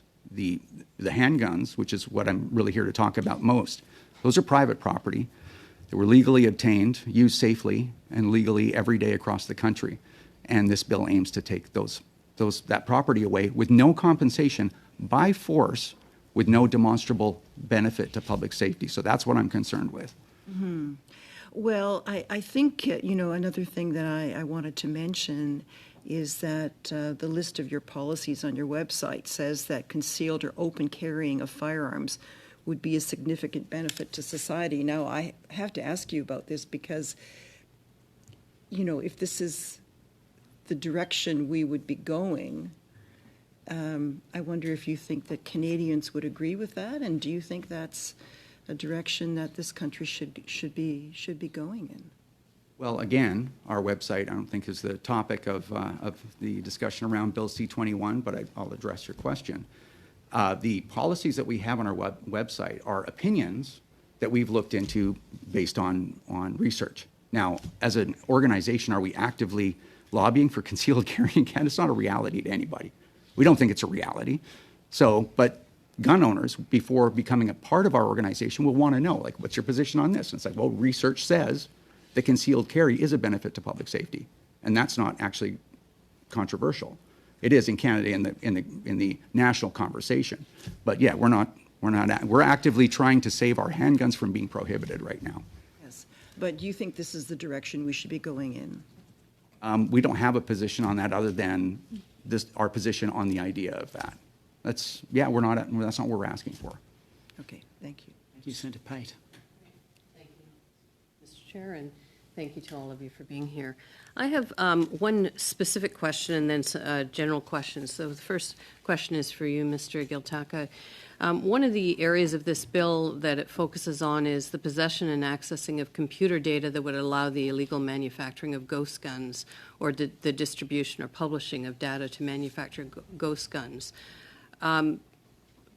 I won't ask you about your group's position because you're saying that you're here talking about C-21.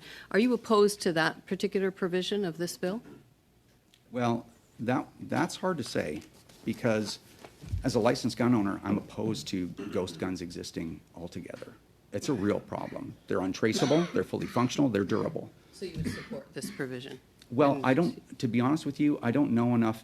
What a lot of people have on this topic have compared it to is our laws that deal with child pornography. Right. What kind of investigation does it take to find out what's on someone's computer? Right. So I'm not an expert in those matters, but I will say I'm in absolute favor of any reasonable, rational measure that we can come up with that will deal with ghost guns because those are a threat to public safety.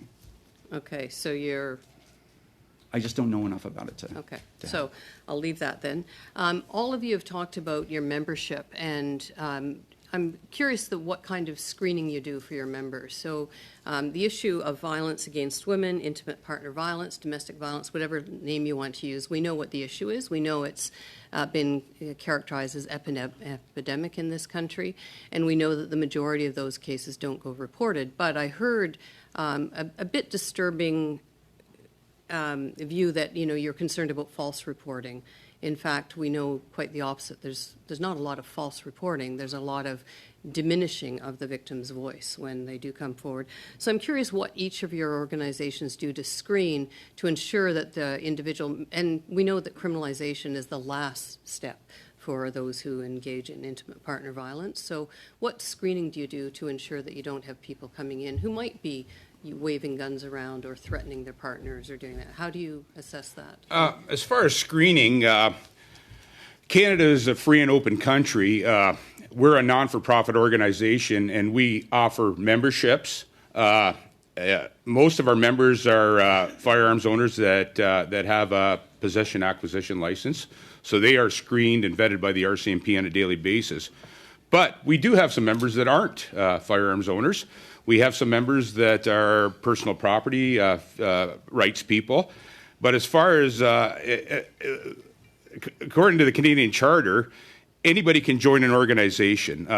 We don't hand out firearms. We don't give people the means to carry out any kind of criminal act. We're a lobby group, and our members are entitled to join any organization they want, according to the Canadian Charter of Rights and Freedoms. So maybe I can add to that for all of you. Then, do you support other measures like the recommendation, the calls for justice of the missing and murdered Indigenous women and girls, and many of the inquests that have been done into the deaths of women through intimate partner violence for better social, economic, and health supports? Absolutely, for public safety, absolutely. Could you send copies of those positions that your organizations have put forth for us so that we could have them for the committee? Well, we don't have a position on other topics other than firearm related issues.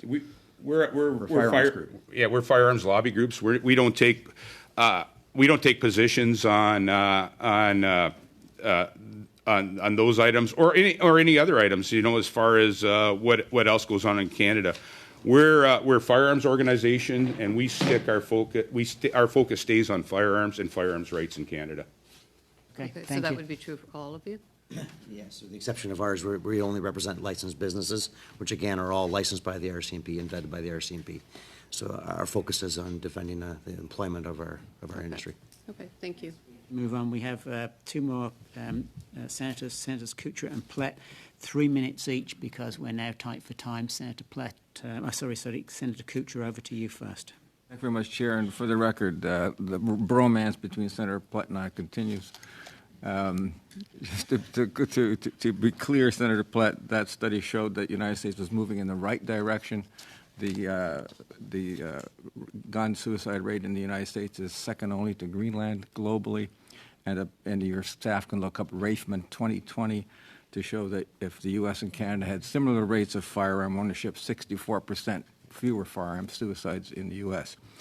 We heard concerns about the lack of solid data to answer many of the questions we have about guns and gun violence. Do you have specific recommendations that you could make? And if you can't state them right now, you can write them down and send them to us. Yeah. That would improve the quality and quantity of gun-related data in Canada. I do, absolutely. I have 3 papers that I could put in for the record. Them into one paper? Well, actually, there are three independent peer-reviewed studies, and I'd like to add them to the record. Great, that'd be great. If the rest of you have specific recommendations, we'd really love to see them. Please, yeah. Absolutely. Thank you. Thank you, Senator Plett. Thank you, Chair. Very briefly, my question relates to the impact of this bill on the future of gun control in Canada. I think we are safe in saying that if gun control in Canada is going to be effective, it must have the support of legal firearms owners, or it will just simply never be effective. And it is obvious that legal firearms owners are opposed to this iteration of this bill. How concerned are you that bills like this, which are so widely viewed as flawed, risk undermining the support for gun control? And for the sake of time, I'll quickly add this. How concerned are you that provisions in this bill, specifically the freeze on the sale and purchase of otherwise legal handguns, will drive some of these otherwise legal firearms underground? Mr. Giltaca first. Well, I think I addressed this in my opening statement. I mean, this is a culture of exceptionally responsible individuals in our society that has existed for 100 years when it comes to handguns. It's a generational culture, and it's a culture of safety and compliance. I personally instructed over 3,000 people in the Canadian Firearm Safety course over a 10-year period. And I spent a lot of time teaching people how important responsible firearm ownership is, and how they are obligated as representatives of our community to abide by the law, no matter how ridiculous some of them, not all of them, but some of them might be. So it's very ill received by our community. And again, at the end of the day, we're being blamed for the actions of criminals in downtown Toronto or downtown Vancouver. Thank you. I agree with Mr. Giltaca. It's very ill-received in our community also. It doesn't make any sense. The logic behind it is not sensible, in my opinion. I believe the focus is going in the wrong direction with this bill, or a lot of other firearms acts that were put into place, Order in Council being another one. Thank you. Thank you, Chair. Thanks very much, Senator Plett. Colleagues, this brings us to the end of today's meeting. I'd like to extend our sincere thanks to Mr. Giltaca, Mr. Igercich, and Mr. Winkel for the time you've taken to share your expertise with us. You are strong advocates for your communities, and I'm sure that's very much appreciated by your communities. Colleagues, we will continue our examination of this bill on Monday, November the 6th at 3 p.m. in room C128. Thank you again for your participation here today and all of your questions and your conciliatory style. And I wish you all a good afternoon. The meeting is now adjourned. Thank you.